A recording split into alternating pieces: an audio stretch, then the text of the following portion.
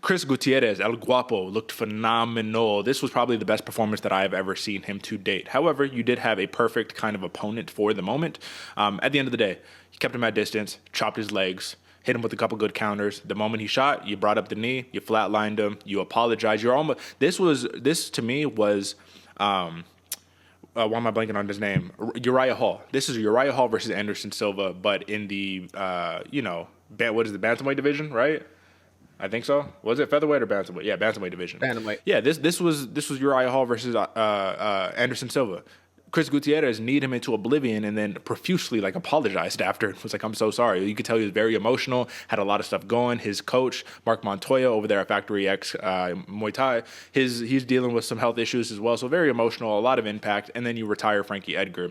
Phenomenal performance. Give me a couple quick thoughts on Gutierrez, but then after that, AJ, let's talk about Frankie Edgar's in-cage reaction. So give me some thoughts on Gutierrez. Yeah, man. I mean, Gutierrez, what can you really say, man? This dude, his kicks are just something else. Flexibility in his hips are insane. We saw, I mean, and it was Frank Edgar leaning into it, literally throwing both hands out, ducking into the shot, leaving his chin open. You can't really say much about that going down. It was a beautifully read timing knee by Chris Gutierrez. But what I was wanting to take away from Chris Gutierrez the whole fight, man, was how slick and powerful his leg kicks are, but also he's not there to be hit back. A lot of times you catch a leg kick, somebody will give you one right back, just back and forth, kind of playing that tag game that we always like to talk about. But Chris Gutierrez has some good foot movement, man. He's able to hit you and get out, so he's not getting hit. Looking really, really good. Taking out a vet like Frankie Edgar is a big move. I'm excited to see who they pair him with, because I don't think from here on out, after you take out Frankie Edgar, I think you're going to be fighting either old veterans back, taking out more and more and more, being the hitman that we see a lot of the times, or you're going to be fighting that upper echelon, that top 10 kind of fighter right here. It's going to be interesting to see where they put Chris Gutierrez. But what was the other one, Derek? What were you saying? I wanted to talk about Frankie Edgar's in-cage reaction, but let me comment real quick on El Guapo moving up to number 12 in the bantamweight division, if he does solidify there. At the end of the day, man, you look at the people around him. You got the Ricky Simones, Umar Nurmagomedov, Adrian Yanez, Jack Shore, Song Yadong, Pedro Munoz, right? It's going to be tough sledding, man. But now you with the big boys. We already said this is probably the best unranked bantamweight out there right now. And, I mean, now you rank. So now it's time to really prove your worth. I will say this. Phenomenal master of range is Chris Gutierrez. He hits you, like you said, and he doesn't get hit back, man. So that was the thing. Frankie Edgar could not hit Gutierrez. That's why the wrestling became the focal point. And as soon as he shot in, naked, no setup, yeah, you get kneaded to oblivion. Literally out of Corey Sanhagen's book. It's the same shit that just happened. So big win by El Guapo. Sad to see for Frankie Edgar, but let's talk about that really quickly before we move on.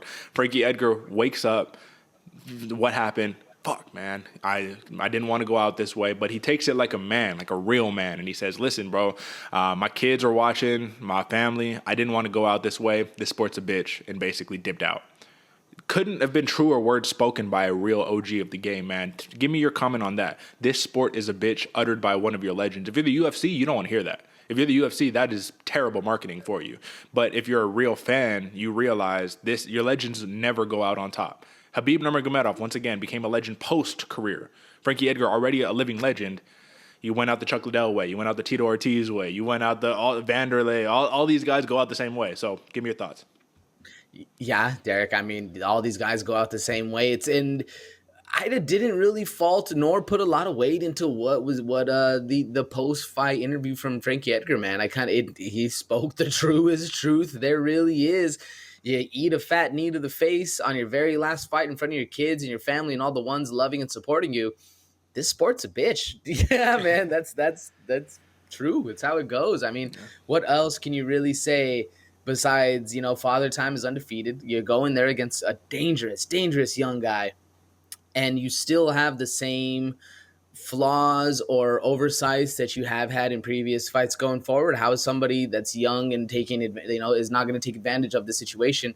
It's a rough one. It's rough. Like you said, you never see your favorite fighters go out on top. Very, very rare to see the living legends leave as living legends. Unfortunate, man. I don't even think. Well, I can see how it's bad publicity for the UFC. No, you don't want to hear that. You don't want the new fans thinking, or people who might be interested in the sport avoiding it because they hear like, oh, this is a bitch. They don't treat you right. Everyone's, back, blah, blah, all the stuff that could be said.